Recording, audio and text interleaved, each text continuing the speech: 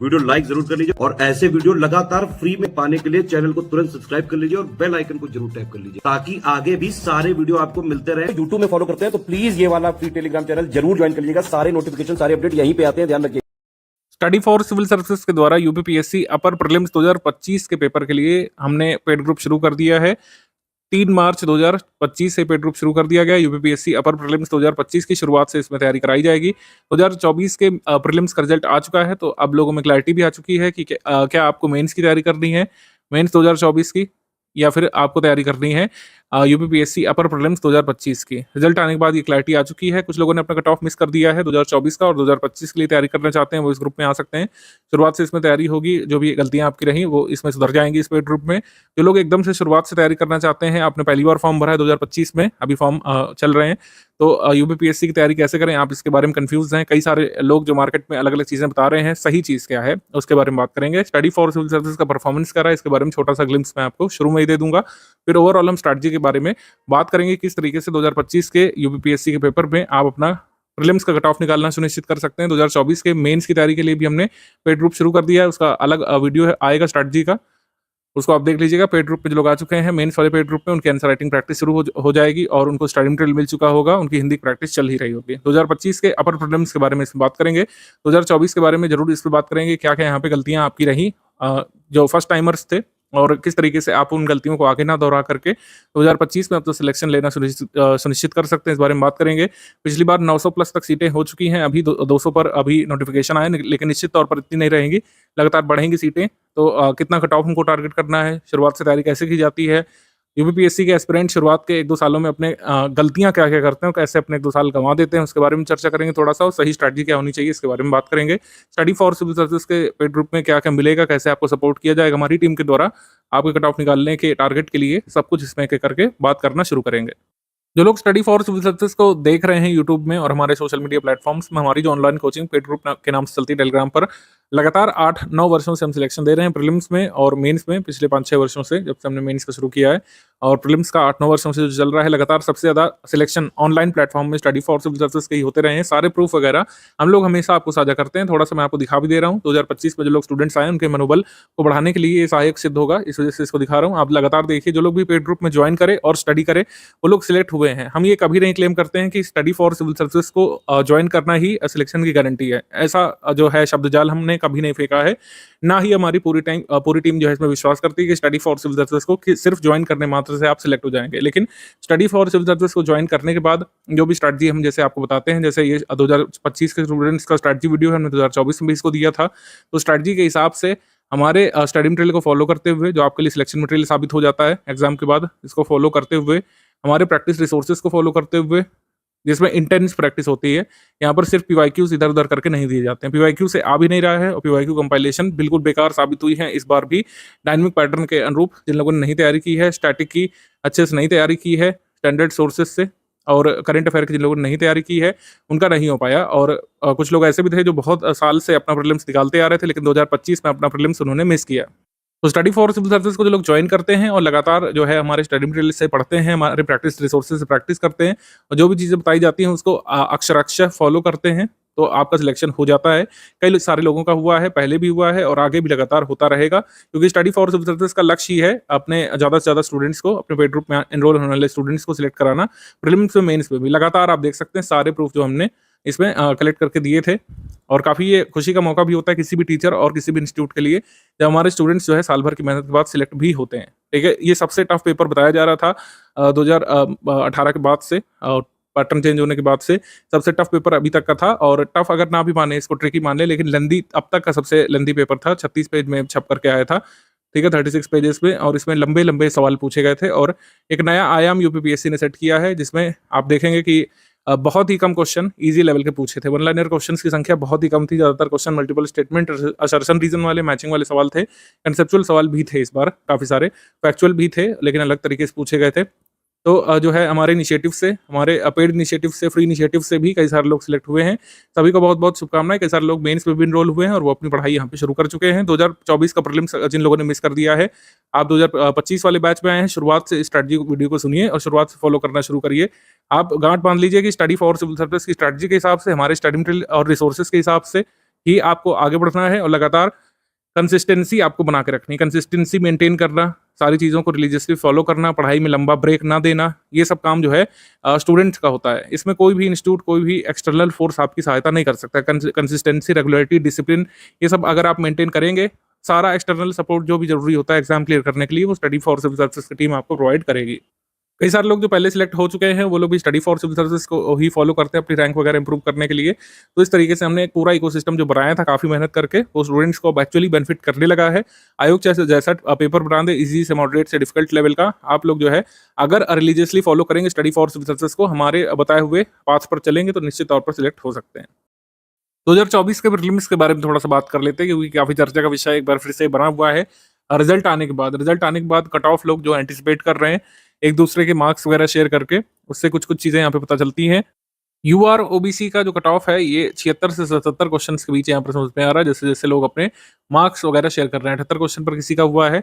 अब देखिए, कुछ लोग कह रहे हैं कि मेरा 79 पर नहीं हुआ है, कुछ लोग ये भी कह रहे हैं कि 80 पर उनका नहीं हुआ है यूआर में। देखिए, समस्या ये है कि हमेशा ही कुछ क्वेश्चन डिस्प्यूटेड निकलते हैं। जैसे एक क्वेश्चन जो है क्लियरली डिस्प्यूटेड था इस वर्ष, आपने देखा होगा, जो कह सकते हैं संथानम कमेटी वाला जो प्रश्न था, पंचायती राज फाइनेंसेस पर ही ये रिपोर्ट देने के लिए कमेटी अपॉइंट की गई थी। 1963 में इनकी रिपोर्ट आई थी। ये पंचायती राज फाइनेंसेस, या फिर कह सकते हैं पंचायती राज की वित्त व्यवस्था से संबंधित, उसके बारे में रिकमेंडेशन देने के लिए संथानम कमेटी आई थी। ये सही है, जबकि इसको गलत माना गया है। हाँ, ये अलग बात है कि संथानम कमेटी जो है, इसको एक और काम दिया गया था, लेकिन ये अलग काम था। तो study various aspects of corruption in government department, तो करप्शन वगैरह की जांच करने के लिए, भ्रष्टाचार की जांच करने के लिए भी अपॉइंट की गई थी। वो अलग समय पर संथानम कमेटी बनी थी, लेकिन पंचायती राज के लिए बनी जरूर थी, तो इसमें नॉट करेक्ट इसको माना गया है। तो ये क्वेश्चन जो है निश्चित तौर पर डिलीट होगा। एक ये प्रश्न भी मतलब आंसर की में गलत दिया गया है। जनवरी 1934 में कांग्रेस सोशलिस्ट पार्टी का गठन हुआ था, ये सही स्टेटमेंट, जबकि इसको भी गलत बता दिया गया है इस वाले के साथ। सेकंड वाला तो गलत है। जवाहरलाल नेहरू ने जो है कभी भी फॉर्मली स्वराज पार्टी, ये कांग्रेस सोशलिस्ट पार्टी को नहीं ज्वाइन किया। सोशलिज्म में बिलीव करते थे जवाहरलाल नेहरू, समाजवाद के समर्थक रहे हैं, कट्टर समर्थक थे समाजवाद के, लेकिन इन्होंने कभी भी कांग्रेस सोशलिस्ट पार्टी को नहीं ज्वाइन किया जवाहरलाल नेहरू ने। ये वाला तो सही है कि इसको गलत किया, लेकिन ये फर्स्ट वाला स्टेटमेंट सही है, जबकि इसको गलत कर दिया है। तो ये एक डिस्प्यूटेड सवाल है। तो ऐसे कुछ डिस्प्यूटेड क्वेश्चंस की वजह से आपका जो स्कोर निकल रहा है, जो आप अपने ओएमआर से कैलकुलेट कर रहे हैं कि मेरा नेट स्कोर ये आ रहा है, उस स्कोर में अंतर पड़ सकता है। कुछ और भी चैलेंजेस किए गए थे, हो सकता है उसमें क्वेश्चन डिलीट किया गया हो या फिर उसका उत्तर बदला गया हो, तो नेट स्कोर जो है ये बदल जाता है। और ऐसे लोग होते हैं जिन लोगों ने डिस्प्यूटेड क्वेश्चन को या तो टच नहीं किया होगा, या फिर उन लोगों ने जो है उसको सही निकाल लिया होगा आयोग के हिसाब से, उनका स्कोर अलग आ रहा होगा और आपका स्कोर अलग आ रहा है। तो कट ऑफ जो लोग अज्यूम कर रहे हैं कि मेरा 80 में भी नहीं निकला, ऐसा हो सकता है कि आपने जिस क्वेश्चन को सही माना हो, क्वेश्चन मॉडिफाई की में बदल गया हो। तो इस वजह से 77 पर लोगों का हुआ, 76 पर भी इवन हुआ है यूआर कैंडिडेट्स का, ओबीसी कैंडिडेट्स का, लेकिन 80 पर कुछ लोगों का नहीं हुआ है। तो ये सब समस्या रही है। आगे भी स्टडी फॉर सिविल सर्विस आगे प्रयास करता रहेगा कि आयोग तक ये बात पहुंचे कि मॉडिफाइड की तुरंत ही जो है स्टूडेंट्स को मिलनी चाहिए। जब आप प्रोविजनल की पर रिजल्ट नहीं दे रहे हैं, मॉडिफाइड की पर रिजल्ट दे रहे हैं, तो मॉडिफाइड की सारी प्रोसेस कंप्लीट होने के बाद क्यों जारी की जाए? स्टूडेंट्स एटलीस्ट देखें तो कि क्या उनकी गलती हुई, कौन से आंसर को जो वो सही मान रहे थे वो गलत माना गया है आयोग के द्वारा, और स्टूडेंट्स जो है सही फैक्ट आगे तैयार करें। मॉडिफाइड की जारी होनी ही चाहिए और एकदम जेन्युइन डिमांड है स्टूडेंट्स की, और इस पर हम लगातार आवाज उठाते रहेंगे। 15,000 कैंडिडेट जो सिलेक्ट हो चुके हैं, वो अब मेंस की तैयारी करेंगे निश्चित तौर पर। आप नहीं सिलेक्ट हुए हैं, आप जो भी आपके पास संवैधानिक अधिकार हैं, आप उसका प्रयोग करते हुए आयोग को ईमेल कीजिए, रिटर्न लेटर भेजिए और आयोग से रिक्वेस्ट करिए कि मॉडिफाइड की जारी किया जाए।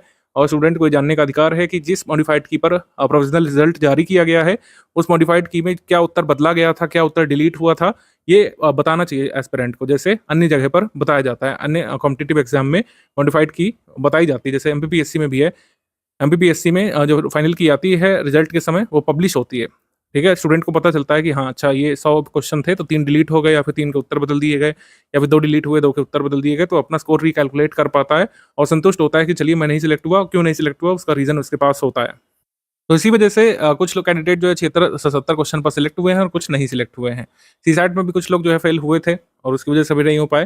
तो कुल मिलाकर बात यह है कि एक मॉडरेट से डिफिकल्ट पेपर आपको देखने को मिला था। ये मैंने एनालिसिस में भी बताया था, हमारी टीम ने एनालाइज किया था कि इस बार मॉडरेट टू डिफिकल्ट पेपर है, एक लेंदी पेपर था। कई सारे लोग तो पूरे क्वेश्चन अपने आते हुए अटेम्प्ट भी नहीं कर पाए थे, क्योंकि वो कई बार एक प्रश्न में बहुत लंबे समय तक उलझे रह गए थे। तो अब इससे निपटने का तरीका क्या है? आगे भी पेपर टफ ही होगा। आरओ मेंस का, आरओ प्रीलिम्स का जो पेपर हुआ था लास्ट ईयर जो कैंसिल हुआ, अन्य पेपर भी जो हो रहे हैं जहां पर 50 सवाल 40 सवाल जीएस वाले आते हैं, उस पर भी टफ पेपर ही ज्यादातर पूछे जा रहे हैं। ठीक है, टफ क्वेश्चंस पूछे जा रहे हैं। स्टडी फॉर सिविल सर्विसेज ये बात पहले ही समझ चुका था, इस वजह से हमने अपने स्टूडेंट्स को 2024 में शुरुआत से ही टफ टेस्ट सीरीज दी थी और टफ लेवल के कुछ क्वेश्चन हमने कराना शुरू कर दिया था। स्टडी फॉर सिविल सर्विसेज पहला इंस्टीट्यूट था, आप हमारे पुराने वीडियो देख सकते हैं। कोई भी ये सिर्फ बना के कहने वाली बात नहीं है, ऐसे तो हर कोई कुछ ना कुछ क्लेम कर रहा है, हमारे सारे प्रूफ होते हैं। हमने अपने वीडियो डाले हुए थे यूट्यूब पर, ठीक है, कई सारे सैंपल भी दिए हुए थे टेलीग्राम पर हमारी टेस्ट सीरीज के एग्जाम होने से काफी दिवस पहले के, काफी महीने पहले के। उस टेस्ट सीरीज का लेवल देखिए और एग्जाम का लेवल आप मिलाइए, बिल्कुल सिमिलर पैटर्न पर आप पाएंगे। जैसे आयोग ने इस साल 3-3, 4-4 स्टेटमेंट वाले सवाल पूछे, मैचिंग वाले क्वेश्चन भी लेंदी पूछे, असर्शन रीजन वाले काफी सवाल पूछने की कोशिश की। कई सारे लोग जो पहली बार अपीयर हुए थे, जो वनडे एग्जाम्स देते रहते हैं, उनके लिए ये एक शॉकर पेपर से कम नहीं था। कई सारे लोगों के लिए एक शॉक जनरेट किया था पेपर ने, और कुछ लोग 10 से 20 सवाल से ज़्यादा नहीं सॉल्व कर पाए थे। ऐसा इसलिए भी है क्योंकि आपने शायद पहली बार जो है यूपीपीएससी का पेपर दिया हो। पेपर जो है हमेशा टफ लेवल का, डिफिकल्ट लेवल का होता ही है पीसीएस एग्जाम का, उस हिसाब से कट ऑफ कम जाता है। लेकिन ये पेपर मॉडरेट से डिफिकल्ट होने के साथ लेंदी पेपर भी था, तो एक अलग स्ट्रैटेजी की जरूरत थी इसमें कि आप पहले से जो है डिफिकल्ट सवाल सॉल्व करने के आदी रहे हों। अगर आप अपनी टेस्ट सीरीज इस तरीके से लगाते रहे, पीवाईक्यू के अनुरूप 20-20 साल पुराने पीवाईक्यू लगा रहे हैं, जब वन लाइनर सवाल आया करते थे, 20 पेज का पेपर आता था, उस हिसाब से अगर आपकी तैयारी है तो निश्चित तौर पर ना आप कट ऑफ क्लियर कर पाए होंगे और आपका मनोबल भी बहुत नीचे चला गया होगा। पेपर एनालिसिस के समय भी हमारी टीम ने बताया था कि नंबर ऑफ डिफिकल्ट क्वेश्चन ज़्यादा है, पेपर लेंदी है, तो कट ऑफ निश्चित तौर पर गिरेगा। वैसे ही हुआ, 76 से 70 से 78 क्वेश्चन के बीच आप लोग यूआर में और ओबीसी में सिलेक्ट हुए हैं, अन्य कैटेगरीज का और भी कम कम रहा है। ठीक है, तो पेपर जो है शॉकर जरूर था, लेकिन स्टडी फॉर सिविल सर्विसेज ने इसके लिए पहले से आपको प्रिपेयर किया था कि पेपर ऐसा ही हो सकता है। आर एग्जाम जैसे ही कैंसिल्ड हुआ, उसके बाद जो हमने टेस्ट सीरीज कराई अपने स्टूडेंट्स को और पेड क्विज में प्रैक्टिस कराई, ज़्यादा से ज़्यादा असर्शन रीजन वाले सवाल हमने कराए थे, जिससे आप असर्शन रीजन वाले सवाल सही करना सीखें, मल्टीपल स्टेटमेंट वाले सवाल सही करना सीखें। और ये ऐसा नहीं कि हमने इसी साल से शुरू किया था, हमने 2022 में भी और 2023 में भी ऐसे क्वेश्चन के लिए तैयार किया था अपने स्टूडेंट्स को। हालांकि पेपर में ऐसे क्वेश्चन कम होते थे। स्टडी फॉर सिविल सर्विसेज के मैक्सिमम सिलेक्शन इसीलिए होते हैं क्योंकि हम आपको वर्स्ट केस के लिए पहले ही प्रिपेयर कर देते हैं, जो कि किसी भी एग्जाम को पास करने का तरीका होता है कि आप डिफिकल्ट सवालों की तैयारी पहले से करके जाएं। ठीक है, जो पेपर में आपको मिलने वाला है शॉक या फिर जो सरप्राइज मिलने वाला है, उसके लिए पहले से कुछ ना कुछ तैयारी करके जाएं कि ऐसा पेपर आ गया, अगर ऐसे क्वेश्चन आ गए तो हम उसको कैसे टैकल करेंगे, इसकी तैयारी आप पहले से करें। और प्रीलिम्स क्लियर करना अब हलवा नहीं रह गया है कि पहले के तरीके की 2-4 मैगजीन पढ़ कर और 20 साल के पीवाईक्यू लगा करके आप आसानी से प्रीलिम्स क्लियर कर लेंगे, फिर मेंस की तैयारी करेंगे, ऐसा नहीं है। आपको अच्छे से तैयारी करने की जरूरत पड़ेगी। इस वजह से हमने 2022 से ही इंटीग्रेटेड स्ट्रैटेजी यहाँ पर देना शुरू किया था प्रीलिम्स और मेंस की, जिसमें आपको इंटीग्रेटेड अप्रोच लेकर के चलना होता था। और इस बार भी वही स्ट्रैटेजी मैं यहाँ पर साझा करने वाला हूँ 3 स्टेज की। अभी आगे के वीडियो के हिस्से में आप देखेंगे 3 स्टेज की स्ट्रैटेजी कैसे वर्क करती है और कैसे प्रीलिम्स और मेंस का जो है आप प्रिपेयर कर सकते हैं। साथ साथ पहले बेसिक बनाएंगे प्री मेंस का, और फिर जो है सेकंड स्टेज पर, थर्ड स्टेज पर आते आते आप प्रीलिम्स के लिए अच्छे से तैयार हो चुके होंगे और मेंस का भी काफी कुछ पढ़ चुके होंगे। स्टडी फॉर सिविल सर्विसेज ने इस साल अपने मटेरियल में रिकॉर्डेड वीडियो लेक्चर को भी ऐड किया था, जो भी काफी बेनिफिशियल रहा आपको कंसेप्ट समझाने के लिए। रिकॉर्डेड वीडियो लेक्चर से आपको ये भान हो पाया कि किस तरीके से फैक्ट्स को भी कंसेप्ट बना देता है यूपीपीएससी। जैसे यूपीपीएससी में इस साल कई सारे ऐसे प्रश्न देखे गए हैं जिसमें 2 स्टेटमेंट हैं, दोनों फैक्ट हैं, लेकिन उसको इस तरीके से लिंक किया गया है कि कंसेप्चुअल क्वेश्चन तैयार हो गया है। जैसे एज ऑफ कंसेंट एक्ट वाला, एज ऑफ कंसेंट एक्ट वाला जो प्रश्न है, एज ऑफ कंसेंट एक्ट से 2 स्टेटमेंट पूछे गए थे। पहला कि बीएम मालबारवी ने उसमें पारित होने में महत्वपूर्ण भूमिका निभाई, ये भी हमने जो है फैक्ट दिया था। और ये दूसरा जो फैक्ट पूछा गया कि तिलक ने जो है एज ऑफ कंसेंट को कह सकते हैं अपोज किया था, जबकि उसमें दिया था उसकी सपोर्ट किया था, तो वो स्टेटमेंट आपको गलत करना था। तो इस तरीके से कई सारे फैक्ट जो कंसेप्ट के फॉर्म में पूछे गए। इसकी तैयारी कैसे होगी? इसकी तैयारी बिना प्रैक्टिस किए नहीं हो सकती, तो प्रैक्टिस का बहुत महत्व है। और प्रैक्टिस भी नहीं, इसकी सिर्फ 20 सालों के पीवाईक्यू लगाना है, उससे कोई फायदा नहीं मिलेगा, उसकी प्रैक्टिस करके कोई भी फायदा नहीं मिलने वाला है, क्योंकि पेपर अलग तरीके से पूछा जा रहा है। आपको वैसे ही सवाल लगाने पड़ेंगे जैसे स्टडी फॉर सिविल सर्विसेज ने अपनी टेस्ट सीरीज में कराए थे। एटलीस्ट हमने 95% वहां तक पहुंचने का प्रयास किया जहां तक आयोग ने आपको पेपर में पूछा है। ठीक है, ऐसा किसी भी इंस्टीट्यूट ने नहीं किया है। इस साल भी हम कोई खास बदलाव अपनी स्ट्रैटेजी में नहीं करने वाले हैं। स्टडी मटेरियल निश्चित तौर पर अपडेट होगा और इसको बहुत अच्छे तरीके से अपडेट करने का प्रयास करेंगे। इस बार जो पूरा जो पैटर्न है सवाल पूछने का, उसी के अनुरूप यहाँ पे जो है स्टडी मटेरियल होगा। हिस्ट्री ज्योग्राफी में भी आप देखेंगे कुछ आमूल-चूल परिवर्तन हम करने वाले हैं। वन लाइनर टाइप या फिर पैराग्राफ टाइप ना होकर के कई सारे डायग्राम्स आपको देखने को मिलेंगे और इन डायग्राम से आप अपने कंसेप्चुअल क्वेश्चन सॉल्व कर पाएंगे। तो कई सारे डायग्राम वाले नोट्स जो है, मतलब नोट्स में डायग्राम आपको देखने को मिलेंगे। डायग्राम सिर्फ वो वाले नहीं, कंसेप्ट वाले नहीं कि गूगल से चिपका दिए वो वाला डायग्राम नहीं, आपको बहुत ही इंटरैक्टिव डायग्राम हम बना करके देंगे और ये बाइलिंगुअल रहेगा। ये डायग्राम पढ़ करके आप कंसेप्चुअल क्वेश्चन निकाल पाएंगे, कई सारे जो इस साल पूछे गए हैं हिस्ट्री के, ज्योग्राफी के, इवन पॉलिटी में भी कई सारे डायग्राम आपको हमारे नोट्स में देखने को मिलेंगे, जो लेटेस्ट एडिशन होगा लिस्टिंग कंपाइलेशन का, जो आपको सेकंड स्टेज ऑफ प्रिपरेशन के दौरान हम पेड ग्रुप में साझा करेंगे। उसमें कई सारे डायग्रामेटिक थीम्स पर आधारित जो है इन्फॉर्मेशन देखने को मिलेगी, जो आपके क्वेश्चन सॉल्व करवाने में हेल्प करेगी। टेस्ट सीरीज का लेवल लगातार बढ़ता जाएगा। टेस्ट सीरीज का लेवल हम हमेशा आयोग से आगे रखेंगे, जिससे आप पहले से तैयार रहें, आप एकदम से शॉक महसूस ना करें एग्जाम हॉल में। आपको ये लगे कि टेस्ट सीरीज हम वैसे ही सॉल्व कर रहे हैं जैसे हम पहले सॉल्व करते हुए आ रहे हैं। स्टडी फॉर सिविल सर्विसेज की कोई टेस्ट सीरीज ही लगाने आए हैं, ये आप महसूस करेंगे जब आप हमारी कई सारी टेस्ट सीरीज को अटेम्प्ट करके जाएंगे। तो वही मैंने कहा, सिर्फ पेड ग्रुप ज्वाइन करना काफी नहीं है। पेड ग्रुप में आया आपने स्टडी किया, स्टडी मटेरियल से प्रैक्टिस रिसोर्सेज को फॉलो किया, टेस्ट सीरीज आप लगा रहे हैं। टेस्ट सीरीज लगाने पर आपको जो है एनालिसिस करना है। टेस्ट सीरीज लगाने के बाद आपको मंथन करना है, कहाँ पे गलतियां हो रही है उस गलती को सुधारना है, तब जाकर के एक्चुअली एग्जाम में फायदा मिलेगा। तो स्टडी फॉर सिविल सर्विसेज को ज्वाइन करने के बाद हमारे रिसोर्सेज को फॉलो भी करना है, उसके साथ लगना है, अपना सेल्फ एनालिसिस करना है, हमसे सपोर्ट प्राप्त करना है। कोई चीज़ नहीं समझ में आ रही है, डाउट क्लियरेंस ग्रुप में आप पूछ सकते हैं। इस तरीके से हम आगे बढ़ेंगे। कोई बिग चेंज नहीं एक्सपेक्टेड है। बिग चेंज होगा हमारे स्टडी मटेरियल में, टेस्ट सीरीज में होगा, हमारे मेथोडोलॉजी में कोई भी बिग चेंज हम ऐसा नहीं करने वाले, क्योंकि हमेशा ही कहावत है, एक अंग्रेजी कहावत है, if it not broken don't fix it, कि कुछ अगर टूटा नहीं तो बार बार जोड़ने की कोशिश मत करिए। तो हमने लगातार सिलेक्शन दिए टफ पेपर में भी, तो बस हम इनहेंस करेंगे कि कितने ज्यादा और क्वेश्चन निकाल पाए। जैसे इस साल स्टडी फॉर सिविल सर्विसेज से 110 क्वेश्चन डायरेक्टली किए जा सकते थे एग्जाम में, और कट ऑफ जो है अब 75 से 77 क्वेश्चन के बीच गया है। अगर आप पूरी एफिशिएंसी हमेशा की तरह नहीं भी दे पाते हैं, ठीक है, जैसे हमने कहा था कि 90-95 क्वेश्चन को टारगेट करिए, और आप 80 प्लस भी गए तो आप कट ऑफ निकाल लेते हैं मॉडरेट से डिफिकल्ट पेपर में भी, और यही स्ट्रैटेजी इस बार भी रहेगी। ठीक है, कंसेप्चुअल डिटेलिंग पर इस बार खास फोकस करेगी हमारी टीम। रिकॉर्डेड वीडियो लेक्चर में कंसेप्चुअल डिटेल पर फोकस किया गया है। वैसे ही कंसेप्चुअल डिटेल किसी ना किसी तरीके से, चाहे डायग्राम फॉर्म में, चाहे किसी अन्य मेथड से, हम अपने नोट्स में भी शामिल करने का प्रयास करेंगे। यूपीपीएससी की तैयारी करने के लिए जो लोग पहली बार आए हैं और अपना ग्रेजुएशन कंप्लीट करके आपने फॉर्म वगैरह फिल किया होगा, आप एक अनिवार्य शर्त यहाँ पर समझ लीजिए, यूपीपीएससी में या फिर किसी भी राज्य सेवा परीक्षा, जैसे बिहार में, एमपी में, हरियाणा में, उत्तराखंड में, या फिर किसी ने छत्तीसगढ़ में दिया होगा, स्वाध्ययन यानी सेल्फ स्टडी एक बहुत अनिवार्य शर्त है। स्वाध्ययन के बिना आप आगे नहीं बढ़ सकते हैं। सेल्फ स्टडी बहुत ही महत्वपूर्ण भूमिका निभाती है। इवन आजकल के वनडे एग्जाम्स में भी सेल्फ स्टडी की बहुत महत्वपूर्ण भूमिका है। बेस्ट कंटेंट तो होना ही चाहिए आपके पास, रेलिवेंट स्टडी मटेरियल होना चाहिए, रेलिवेंट प्रैक्टिस रिसोर्स होना चाहिए, गाइडेंस का भी बहुत महत्व है। लेकिन कुछ चीज़ें जो स्टूडेंट को अपने अंदर से जगानी पड़ती है, इसमें कोई बाहरी सपोर्ट आपको नहीं मिल सकता है, ना ही आप प्राप्त कर सकते हैं इसको, ना ही किसी भी बाहरी संस्थान से आप ये सेवाएं प्राप्त कर सकते हैं। तो स्वाध्ययन एक अभ्यास यानी कि प्रैक्टिस, और एक निरंतरता यानी कि कंसिस्टेंसी और डिसिप्लिन। निरंतरता, अभ्यास, डिसिप्लिन और स्वाध्ययन, ये आयाम आपने संभाल लिया तो फिर रेलिवेंट स्टडी मटेरियल देने का, और कह सकते हैं बेस्ट प्रैक्टिस रिसोर्सेज देने का, बेस्ट गाइडेंस देने का काम हमारी टीम का है। और इसी वजह से आपने यहाँ पे एनरोलमेंट लिया है।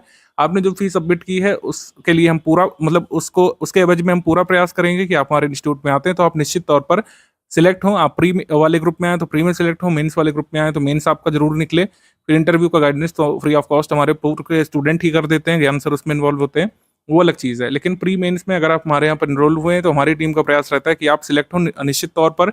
लेकिन सिलेक्ट तभी होंगे जब दोनों आयामों पर काम होगा। एक आयाम है best study material, practice resources, यानी कि टेस्ट सीरीज पेड क्विज में बेस्ट क्वेश्चंस देना हमारा काम होगा। अच्छी तरीके से आपको गाइड करना, आपको मोटिवेटेड रखना, हर तरीके से आप मतलब ये प्रयास करना कि आप स्टडी में संलग्न रहे, ये हमारा काम होगा। ठीक है, कोई भी तथ्य छोटे नहीं, कोई भी कॉन्सेप्ट छोटे नहीं, इसके लिए प्रयास करना हमारी टीम का काम है। लेकिन ये जो 3 आयाम है, स्वाध्ययन, अभ्यास और निरंतरता, ये आपको जुटाना पड़ेगा और आपको कंट्रीब्यूट करना पड़ेगा इस आयाम पर, तभी हम और आप एक जो कॉमन गोल है आपके सिलेक्शन का, उसको अचीव कर पाएंगे। Study for civil services paid group के फीचर्स मैं आपको एक एक करके बता दे रहा हूँ। ये फीचर वेरी कर सकते हैं, जो पैकेज आपने लिया होगा टेलीग्राम में हमारी टीम से, उसके हिसाब से वेरी कर सकते हैं। जैसे फुल पेड ग्रुप है, उसको सारे फीचर मिलेंगे जो हम यहाँ पर बताने जा रहे हैं। ओनली करंट अफेयर वाले पेड बैच में आप तो करंट अफेयर वाले फीचर मिलेंगे। Test series with current affair वाले में है तो टेस्ट सीरीज और करंट अफेयर के फीचर मिलेंगे। और ऐसे ही हर ग्रुप के लिए है। जो भी पैकेज आपने लिया होगा और जो कमिटमेंट हमारी टीम ने आपसे किया होगा फी पेमेंट कराने से पहले, वही चीज़ें आपको इस ग्रुप में मिलेंगी। जो फीचर मैं आपको बताने जा रहा हूँ ये फुल पेड ग्रुप पे है, यानी सारे फीचर्स जो एक फुल पेड ग्रुप मेंबर को मिलते हैं वो मैं इसमें बताने जा रहा हूँ। इसको एक बार अच्छे से समझ लीजिए, क्योंकि कई बार आप लोग बार बार पूछा करते हैं।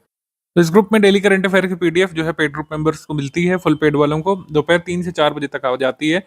डेली करंट अफेयर का उद्देश्य ये रहता है कि यूपीपीएससी के लिए जितने भी करंट अफेयर आपको पढ़ने चाहिए डेली बेसिस पर, तो आप पढ़ें। आपको कोई न्यूज़पेपर वगैरह पढ़ने की जरूरत नहीं पड़ेगी, किसी अन्य न्यूज़ एजेंसी को फॉलो करने की जरूरत नहीं पड़ेगी, किसी लोकल अखबार को भी नहीं फॉलो करना है, क्योंकि करंट अफेयर जो है उसमें इतने सारे सोर्स लोग बता देते हैं कि कई बार स्टूडेंट का स्टैटिक ही रह जाता है, पूरे साल भर वो करंट अफेयर ही पढ़ता रह जाता है। तो इसका सिंगल सोल्यूशन हमने निकाला है कि सारे तरीके करंट अफेयर जो आपको पढ़ने जरूरी है, चाहे वो डेली करंट अफेयर हो, चाहे prelims specific monthly current affair हो, चाहे उसकी प्रैक्टिस के लिए टॉप 500 क्वेश्चन हम देते हैं। हम लोग 3 तरीके के करंट अफेयर अपने ग्रुप में देते हैं, इसके बारे में पहले समझ लीजिए। तो डेली करंट अफेयर जो है आता है, कभी गैप होता है, जैसे कोई नेशनल हॉलीडे पड़ गया, संडे को नहीं आता है तो नेक्स्ट डे कवर होता है, तो संडे का मंडे को कवर होता है। कोई हॉलीडे पड़ गया, उस दिन कोई इंपॉर्टेंट इवेंट हुआ, कोई नई स्कीम अनाउंस की गई, तो उस हॉलीडे के अगले दिन की न्यूज़ में वो कवर कर लिया जाता है। तो करंट अफेयर डेली बेसिस पर आपको मिलता रहता है। आपको अलग से कोई यूट्यूब चैनल फॉलो करने की आवश्यकता नहीं पड़ती है, कोई टेलीग्राम फॉलो करने की जरूरत नहीं पड़ती है, और खुद से कोई न्यूज़पेपर एनालिसिस पढ़ने की जरूरत नहीं पड़ती है। जो यहाँ पे एक पीडीएफ आएगी, बस उसी को कंप्लीट करना है, तो इसका मतलब आपने उस दिन का डेली करंट अफेयर कंप्लीट कर लिया। मंथली करंट अफेयर आता है। मंथली करंट अफेयर में 3 पीडीएफ मिलती है हर मंथ। अब प्री स्पेशल का पीडीएफ मिलता है। प्री स्पेशल पीडीएफ से ही डायरेक्टली एग्जाम में क्वेश्चन आते हैं, तो कई सारे स्क्रीनशॉट हम साझा करते हैं एग्जाम के दिन, वो करंट अफेयर के क्वेश्चन दिखाते हुए कि करंट अफेयर के सवाल जो पूछे गए हैं एग्जाम में वो कहाँ से आए हैं, वो हम प्री स्पेशल वाली करंट अफेयर से ही स्क्रीनशॉट लेकर के आपको शो करते हैं। तो 3 पीडीएफ मिलती है। एक प्री स्पेशल वाली होती है, एक डेली का मंथली कंपाइलेशन होता है। जो डेली करंट अफेयर आता है उसका आप रिवीजन कर सके मेंस के लिए, उसके लिए डेली का मंथली कंपाइलेशन हम लोग देते हैं। जो ओनली स्टडी मटेरियल वाला ग्रुप है उसमें डेली करंट अफेयर नहीं आता है, उसमें डेली का मंथली कंपाइलेशन आता है। तो केवल फुल पेड ग्रुप जो है उनको डेली करंट अफेयर मिलता है, जो ओनली स्टडी मटेरियल वाला ग्रुप है, और जो अन्य ग्रुप है उनको डेली का मंथली कंपाइलेशन जो है मिलता है। ठीक है, डेली बेसिस पर उन ग्रुप्स में करंट अफेयर नहीं आता है, लेकिन monthly current affair pre special वाला सभी को मिलता है। तो प्री स्पेशल नाम ही इसका हमने इस वजह से रख दिया जिससे कंफ्यूजन ना रहे। ये monthly current affair pre special वाला कहलाता है। जैसे कल 4 मार्च है, ठीक है, मतलब सपोज करिए कोई भी दिन है, 4 मार्च है या फिर आगे 4 मई है या फिर जो भी मंथ है, तो हर मंथ की 4 तारीख को आपको पीडीएफ मिल जाती है। 4 मार्च को आपको पूरा 1 फेब से लेकर 28 फेब तक का करंट अफेयर कवर करते हुए आपको पीडीएफ दे दी गई होगी 4 मार्च को। तो ऐसे ही मार्च की करंट अफेयर आपको 4 अप्रैल को मिल जाती है, अप्रैल की करंट अफेयर 4 मई को मिल जाती है। तो हर मंथ की 4 तारीख को आपको पिछले मंथ की total pre special current affair मिल जाया करती है। ये साइकिल आगे भी चलती रहेगी। अप्रैल करंट अफेयर मई में, मई का करंट अफेयर जो है जून में 4 तारीख तक, इस तरीके से आगे आपको मिलता रहता है। डेली का मंथली करंट अफेयर पीडीएफ भी 4 तारीख तक आ जाती है। टॉप 500 और 400 कई बार होते हैं क्वेश्चन, कई बार 550 होते हैं। ये टॉप क्वेश्चंस होते हैं, एमसीक्यू बेसिस पर हम लोग देते हैं। ये 9 तारीख तक ग्रुप में दी जाती है। इसका भी काफ़ी महत्व बढ़ गया है क्योंकि कई सारे फैक्चुअल सवाल जो आते हैं, इस साल जो पेपर हुआ है कई सारे सवाल इसी पीडीएफ पे से भी आए थे। 400-500 एमसीक्यू जो है ये आप प्री स्पेशल के साथ पढ़ते हैं तो प्रीलिम्स के सारे करंट अफेयर के सवाल लगभग आप सॉल्व करने में सक्षम बन जाते हैं। प्री स्पेशल के साथ ही 400-500 सवाल अगर आपने लगा लिए तो प्री के लगभग सारे सवाल, मतलब 98-99% सवाल।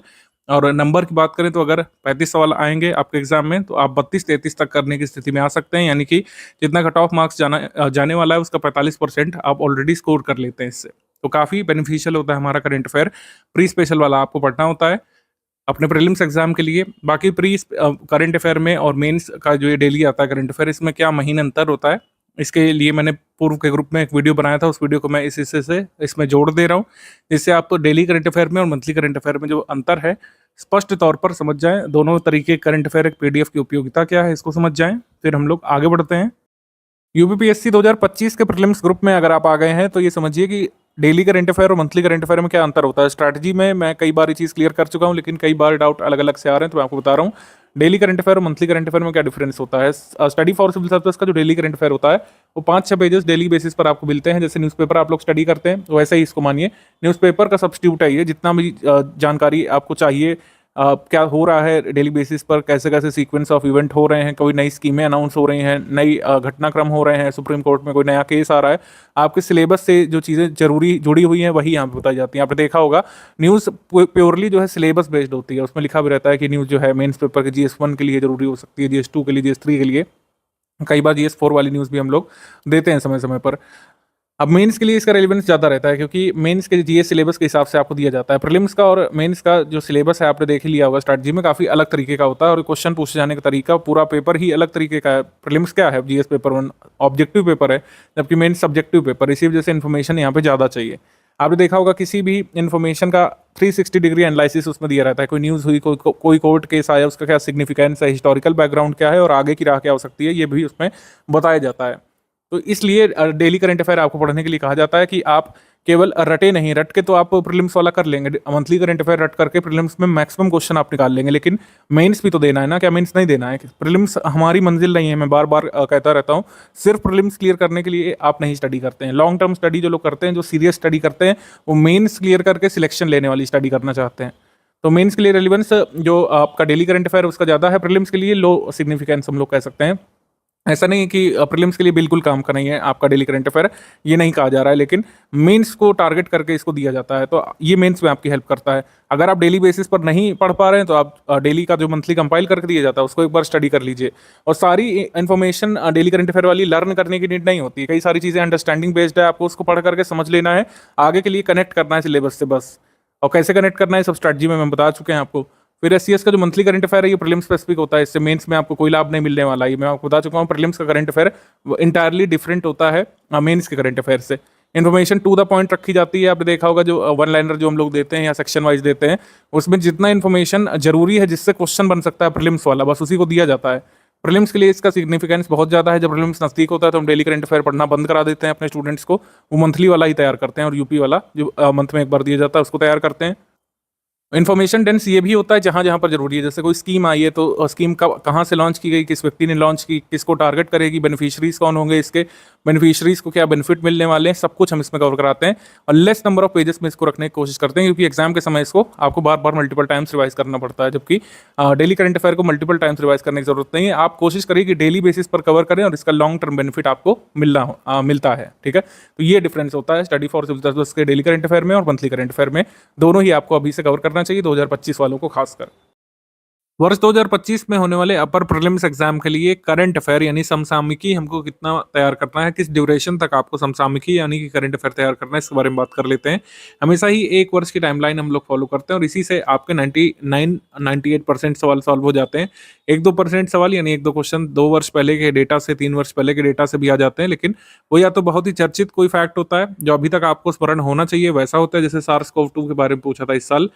अब SARS-CoV-2 जो है पूरे विश्व भर में तहलका मचाया था 3-4 वर्ष पहले, तो आप ये नहीं कह सकते हैं कि ये 5 साल पहले करंट अफेयर है, अब ये स्टैटिक का पार्ट बन चुका है।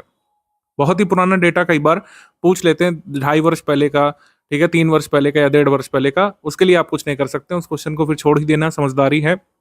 ऐसे क्वेश्चन 1, 2, 3 से ज़्यादा नहीं होते हैं। करंट अफेयर 98-99% एक वर्ष पूर्व के टाइमलाइन से कवर हो जाया करता है। पीवाईक्यू की सब्जेक्ट वाइज एनालिसिस की जो रिपोर्ट हमारी टीम ने बनाई है उसमें आप देख सकते हैं 30 क्वेश्चन करीब आते ही हैं करंट अफेयर के, 28 से 30, कई बार 33 तक 35 तक भी सवाल आ जाते हैं करंट अफेयर से। इकोनॉमिक करंट अफेयर अगर हम इससे निकाल दें तो 30, 32, 35 तक जितने भी सवाल आ जाएंगे 98% सवाल, यानी कि अगर 30 आएंगे तो 29 सवाल, 28 सवाल एक वर्ष की अवधि के भीतर के ही होते हैं। तो करंट अफेयर हमें अक्टूबर 2024 से लेकर सितंबर 2025 तक हमको कवर करना पड़ेगा। एक वर्ष की अवधि हम इस तरीके से कवर कर लेंगे। इसी तरीके से आपको करंट अफेयर नेशनल इंटरनेशनल वाला कवर करना पड़ेगा। उत्तर प्रदेश का करंट अफेयर जितना भी जरूरी है वो आपको ग्रुप में शुरुआत से दे दिया गया है और आगे हर मंथ अपडेट होकर के मिलता रहेगा। तो इस तरीके से प्रीलिम्स 2025 का करंट अफेयर आपको तैयार करना है। हम यहाँ पर मंथली पीडीएफ की बात कर रहे हैं। जब हम मंथ बात करते हैं तो इसका मतलब है मंथली पीडीएफ के बारे में बात कर रहे हैं, यानी कि आपको अक्टूबर 2024 से शुरू करते हुए मंथली करंट अफेयर सितंबर 2025 तक कंप्लीट करना होगा। करंट अफेयर डेली वाला, मंथली वाला किस तरीके से अलग है एक दूसरे से और सभी तरीके करंट अफेयर की उपयोगिता क्या है, सब हमने आपको समझा दिया है। अब डाउट क्लियरेंस के बारे में बात कर लेते हैं। डाउट क्लियरेंस का support full paid group members को ही मिलता है, क्योंकि जो फुल पेड ग्रुप के मेंबर्स होते हैं वो 3 ग्रुप में ऐड किए जाते हैं। फुल पेड ग्रुप मेंबर्स को हम 3 ग्रुप में ऐड करते हैं। एक तो स्टडी मटेरियल वाला ग्रुप होता है और एक डाउट क्लियरेंस वाला ग्रुप होता है। डाउट क्लियरेंस ग्रुप में आप अपने डाउट्स पूछ सकते हैं। डाउट कैसे डाउट, कुछ लोग पूछते हैं सर क्या पूछ सकते हैं उसमें, आप उसमें स्टडी मटेरियल संबंधी कोई डाउट पूछ सकते हैं। यूपीपीएससी अपर प्रीलिम्स सिलेबस के दायरे में जो भी चीज़ आती है उससे संबंधित आप डाउट पूछ सकते हैं।